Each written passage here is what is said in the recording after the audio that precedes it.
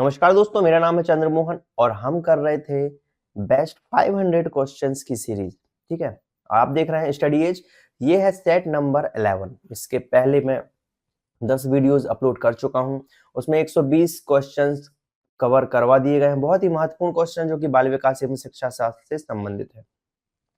यदि आप सीटेट की तैयारी कर रहे हैं, किसी भी शिक्षा भर्ती की तैयारी कर रहे हैं, चाहे वो मध्य प्रदेश का हो, राजस्थान का हो, किसी भी स्टेट का, या फिर सेंट्रल टीचर्स एलिजिबिलिटी टेस्ट, किसी भी एग्जाम में यदि बाल विकास आता है तो उसके लिए ये वीडियो जो है आपको लाभदायक सिद्ध होगा। चलिए बढ़ते हैं आगे। इस वीडियो में कवर किए जाएंगे 30 क्वेश्चंस जो कि 121 से लेकर 150 तक के होंगे। चलिए आगे बढ़ते हैं। यदि इसके पहले आपने ये वीडियोस नहीं देखे हैं तो वो भी आप हमारी प्लेलिस्ट में जाके देख सकते हैं, और चैनल को सब्सक्राइब करना बिल्कुल भी ना भूलें। चलिए स्टार्ट करते हैं। क्वेश्चन नंबर 121, 121वां क्वेश्चन कर रहे हैं हम। तो इसका प्रश्न पढ़ते हैं। निम्नलिखित में से कौन सा मूल्यांकन का उद्देश्य है? आपको प्रश्न को अच्छे से पढ़ना है, चिंतन करना है, सोचना है, खुद से ट्राई करना है, फिर जो है आगे बढ़ना है। ठीक है, तो निम्नलिखित में से कौन सा मूल्यांकन का उद्देश्य है? अध्ययन एवं अध्यापन का मापन, योगात्मक मूल्यांकन, तुलनात्मक अध्ययन, छात्रों एवं शिक्षकों का ज्ञान। तो आप जरा सोचिए कि हम मूल्यांकन क्यों करते हैं। मूल्यांकन करने का सबसे महत्वपूर्ण उद्देश्य जो है वो है अध्ययन एवं अध्यापन का मापन। ठीक है, अध्ययन मतलब जो बच्चे जो पढ़ रहे हैं, बच्चों ने क्या सीखा है उसका मूल्यांकन करना, उसका आकलन करना, उसकी जांच करना कि बच्चे ने कितना सीखा। ठीक है, और दूसरी चीज अध्यापन, कि हम बच्चे को सिखा पाने में जो है समर्थ हो पा रहे हैं कि नहीं, जो हम बता रहे हैं बच्चे तक पहुंच भी पा रहा है या नहीं। तो दोनों चीजों का आकलन होता है मूल्यांकन से। ठीक है, दोनों चीजों का पता चलता है। तो मूल्यांकन का उद्देश्य क्या है? अध्ययन एवं अध्यापन का मापन करना। ठीक है, तो ऑप्शन नंबर ए आपका आंसर है। आगे बढ़ते हैं। लैंगिक भेदभाव उत्पन्न करने वाले कारकों में सम्मिलित है स्त्रियों का निम्न स्तर। ठीक है, लैंगिक भेदभाव मतलब लिंग के आधार पर, जेंडर इनइक्वालिटी। तो लिंग के आधार पर किसी के साथ भेदभाव करना लैंगिक भेदभाव कहलाता है। तो ये क्यों होता है, कौन कौन से इसके कारण हैं, इस पे चर्चा कर रहे हैं। स्त्रियों का निम्न स्तर, बिल्कुल ये कारण है। परिवार की निर्धनता, ये भी कारण होता है भारत में। माता पिता की निरक्षरता। तो तीनों कारण जो है इसके लैंगिक भेदभाव को लैंगिक भेदभाव के उत्पन्न करने वाले तीनों कारक हैं। तो इसका आंसर क्या हो जाएगा? उपरोक्त सभी, ऑप्शन नंबर डी। निम्नलिखित में से कौन सा भाषा विकास का सिद्धांत है? भाषा विकास का सिद्धांत कौन सा है? तो ये है बंडूरा का सिद्धांत। ठीक है, बंडूरा का सिद्धांत क्या था? बच्चा जो है अपने समाज से सीखता है, जो समाज में देखता है वही सीखता है। और भाषा जो है, जब बच्चे को कोई भाषा सिखाई नहीं जाती, क्या हम ग्रामर पढ़ते हैं हिंदी में? नहीं पढ़ते ना, अपने आसपास से सीखते हैं। ठीक है, तो उसी को कहा है भाषा विकास का सिद्धांत। क्या है? बंडूरा का सिद्धांत। ठीक है, बंडूरा ने कहा था हम समाज से सीखते हैं और हम भाषा भी हम समाज से सीखते हैं, तो दोनों में लिंक है, इसलिए इसका आंसर क्या है? बंडूरा का सिद्धांत। निम्न में से कौन सा भाषा का भाग है? अर्थ, भाव, वाक्य या वाक्य विन्यास। तो भाषा का जो भाग है ये है वाक्य विन्यास। ठीक है, ऑप्शन नंबर डी इसका आंसर हो जाएगा। शिशु किस उम्र अवस्था में ध्वनि की पहचान करता है? तो शिशु जो है ध्वनि की पहचान करने लगता है 6 से 7 महीने में। निम्नलिखित में से कौन सा मूल्यांकन का प्रकार है? मूल्यांकन का प्रकार कौन सा है? व्यवहारिक मूल्यांकन, निदानात्मक मूल्यांकन, उपयोगी मूल्यांकन या फिर सिद्धांतात्मक मूल्यांकन। तो आपका इसका आंसर हो जाएगा निदानात्मक मूल्यांकन। ठीक है, ऑप्शन नंबर बी इसका आंसर हो जाएगा। निम्नलिखित में से कौन सा बुद्धि निर्माण का सिद्धांत है? ठीक है, बुद्धि निर्माण का सिद्धांत है द्विकारक सिद्धांत। जब आप बुद्धि वाला चैप्टर पढ़ेंगे तो आप डिटेल में इसको समझेंगे। ठीक है, बालकों के पिछड़ेपन के कौन से कारक हैं? ठीक है, मानसिक कारण, पारिवारिक वातावरण या वातावरण। तो तीनों कारण होते हैं बालक के पिछड़ेपन के, ऑप्शन नंबर डी उपरोक्त सभी। डिस्ग्राफिया निम्न में से किस प्रकार का विकार है? डिस्ग्राफिया नाम से ही स्पष्ट है, ग्राफ मतलब लिखना, तो ये है लेखन विकार। आगे बढ़ते हैं। निम्नलिखित में से कौन सी प्रतिभाशाली बालकों की विशेषता है? अभिरुचि, उपलब्धि, संवेगात्मक या बुद्धि परीक्षण। तो इसका आंसर हो जाएगा संवेगात्मक। बच्चों के सीखने के तरीकों का अध्ययन किस विद्वान ने किया?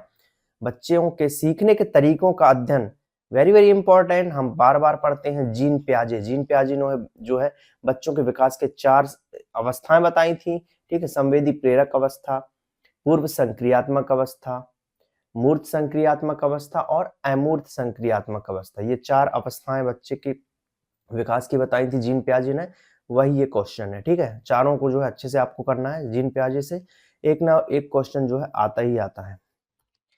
निम्न में से कौन सा शिक्षण अधिगम में सीखने का नियम है? तो सीखने का नियम से भी बहुत से क्वेश्चन बनते हैं, बार बार आ रहे हैं। तत्परता का नियम। निम्नलिखित में से कौन सी अच्छे प्रश्न की विशेषता है? अच्छे प्रश्न की विशेषता है अनुदेश। टेलर के अनुसार सृजनात्मकता का प्रकार है। तो टेलर के अनुसार सृजनात्मकता का प्रकार कौन सा है? नवाचार सृजनात्मकता, ठीक है। इसका आंसर क्या हो जाएगा? नवाचार सृजनात्मकता,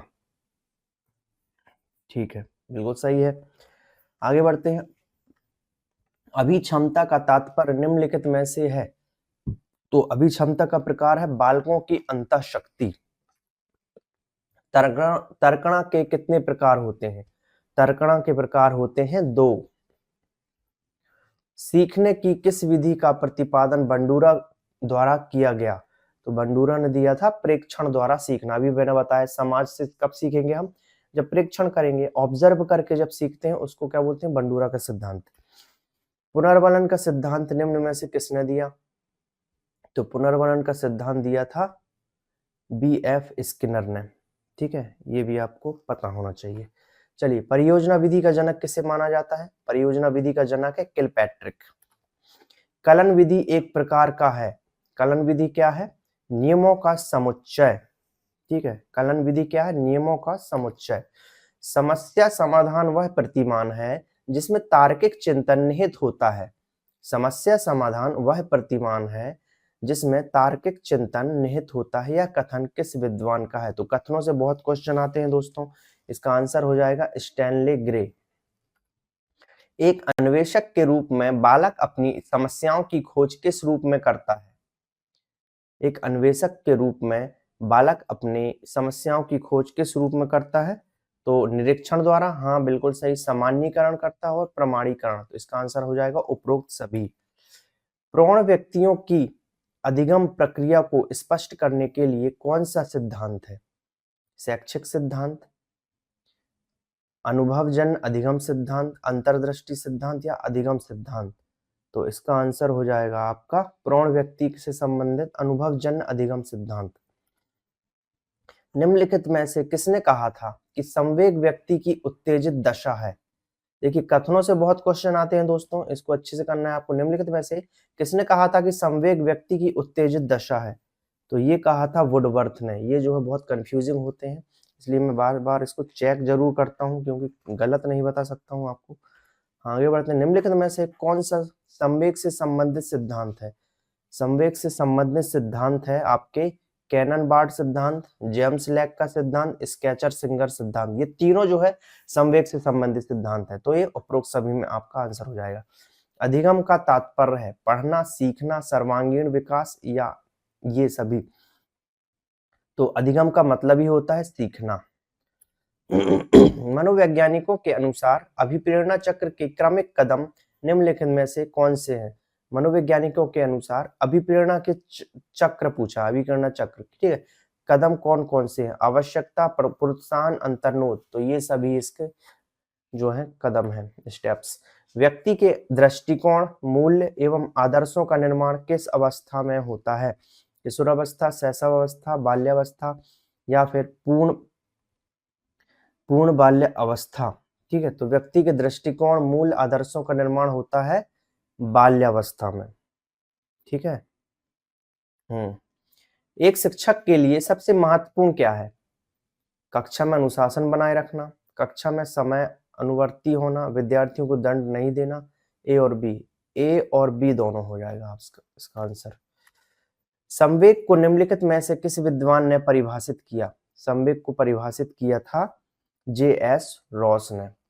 तो ये थे 150 क्वेश्चन ये कंप्लीट हो चुके हैं बाल विकास एवं शिक्षा शास्त्र से रिलेटेड, और इस वीडियो में हमने किए थे 30 क्वेश्चन। यदि आपने पुराने वीडियोस नहीं देखे हैं 120 तक के जिसमें हमने कराए हैं, तो आप हमारी प्लेलिस्ट में जा सकते हैं एमटी टेट वाली, ठीक है।